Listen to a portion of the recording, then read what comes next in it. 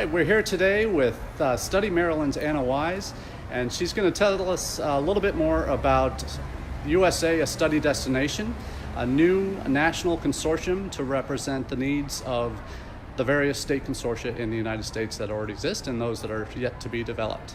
So Anna, can you tell us a little bit about what motivated the inception for this new organization?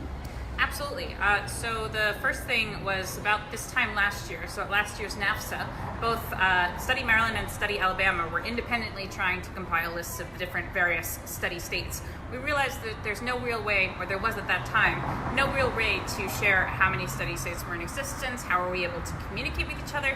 We weren't connected.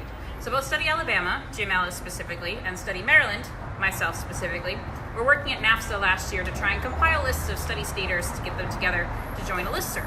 Now we've created the listserv, we've been working together quite a bit and incorporating into that project about 18 other as of NAFSA right now, and I can say as of this year's NAFSA we've extended it past 20 study state members to get them together to share best practices. Now as part of the U.S.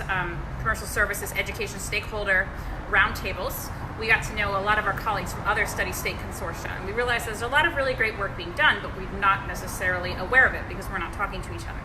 So we got together through working with commercial service with Study Alabama, Study Florida, Study North Carolina, Mississippi, Texas, California, to try and create a national platform where we can work together. The idea being we can support new and evolving study states. So for those states, for instance, Pennsylvania and Louisiana, we're very actively pursuing the creation of new study state organizations, and then also support those study states that maybe are already in existence doing really great things and can maybe give pointers and tips to other study states that are promoting international education within their group. So over this past spring semester, this group, we've been calling ourselves unofficially the feasibility group, has got together to figure out what would the initial mandate for this study state platform look like, and how would we be able to make sure that we're representative of as many of the study state initiatives as possible.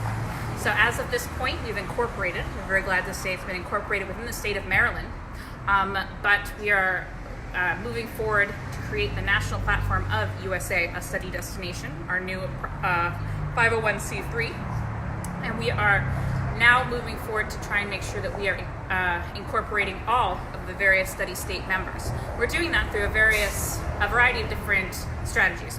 First, we're talking one-on-one, individually with colleagues that we know. Second, we're also encouraging all study state members to join the study state listserv that Jim Ellis and I were working on putting together. So if you are a member of a USA study state group, I would very strongly encourage you to reach out to me, awise@towson.edu, or Jim Ellis from Study Alabama, and we would be happy to give you instructions for how to join that study state listserv. Wonderful. And what do you see as the long-term vision for USA, a study destination?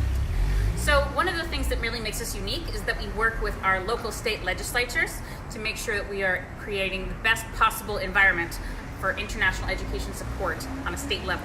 Now each state has some different things going on, of course, in their legislatures, and frankly a lot of us, when we're trying to make an environment that's friendly to international students and scholars, we don't know how to start. How do you navigate? So the USA Study Destination is going to be providing some toolkits and some strategies for those various study state consortia to be able to work within their state environments, to be able to create environments that are going to be friendly and positive for international students and scholars to promote international study within their state and by proxy within the U.S. Great. And one last question. What do you see as the overall role of the U.S. government's various departments that are responsible for pieces of education strategy or lack thereof? What do you see as their roles in promoting the USA a study destination? I think we all agree that the U.S. government, there are various aspects of the U.S. government, specifically, notably within the State Department, within the Commercial Service, that are promoting international education and doing really great work. So what we're trying to do is to provide an active partner with those government associations that will be able to help us move our work to the next level. So we want to make it very, very clear that the work the State Department, particularly Education USA, and the work that ITA, the International Trade Administration, is doing, both are really going to be crucial factors towards promoting international education within the U.S. We also want to make sure that we're working together and that we have a synergy going to promote, again, the U.S. as a prime destination for international education. Thank you, Anna. Thank you.